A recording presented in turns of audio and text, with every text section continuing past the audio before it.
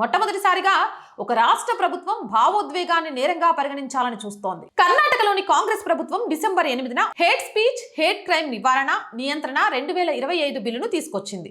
ఈ బిల్లు చట్టమైతే ఇక పోలీసులకు, హిందుత్వానికి అణిచివేయాలనుకుంటున్న వారికి ఓ ఆయుధంగా మారే అవకాశం ఉంది. బిల్లులో కాంగ్రెస్ పార్టీ పొందుపరిచిన ప్రతి అంశం కాంగ్రెస్ వారసత్వం నుంచి వచ్చినట్టుగానే కనిపిస్తోంది. నాటి నెహ్రూను మొదలుకొని ఇందిరాగాంధీ ఎమర్జెన్సీ వరకు, ఆ తర్వాత యూపీఏ ప్రభుత్వం తీసుకొచ్చిన 66A వరకు హిందుత్వవాదుల గొంతును నొక్కే ప్రయత్నమే ప్రస్తుతం కాంగ్రెస్ తీసుకొచ్చిన బిల్లు.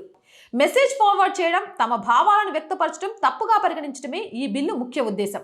దీని ద్వారా హిందూ పండుగలు, హిందూ ప్రసంగాలు, హిందువుల సమీకరణాలను నిలిపివేసి ఒక సమాజాన్ని దెబ్బతీయాలనే ఉద్దేశం ఇందులో కనిపిస్తుంది. చట్టంలో పేర్కొన్న హాని అనే పదానికి సరైన నిర్వచనం ఇవ్వలేదు. అక్కడే అర్థమైపోతుంది హిందూ ప్రసంగం డిఫాల్ట్ గా నేరంగా మారనుంది అని. ప్రస్తుతం ఉన్న పరిస్థితుల్లో హిందువులు, హిందూ సంఘాలు, హిందూ గురువులు ఏది మాట్లాడినా దానిని ద్వేషంతో కూడినదిగా, ఇస్లామోఫోబియా, కులాలు, మైనారిటీ వ్యతిరేక స్పీచ్ అని ముద్ర వేస్తున్నారు. ఇక కర్ణాటక ప్రభుత్వం తీసుకొస్తున్న ఈ బిల్లుతో వారికి ఆయుధం దొరికినట్టు అవుతుంది.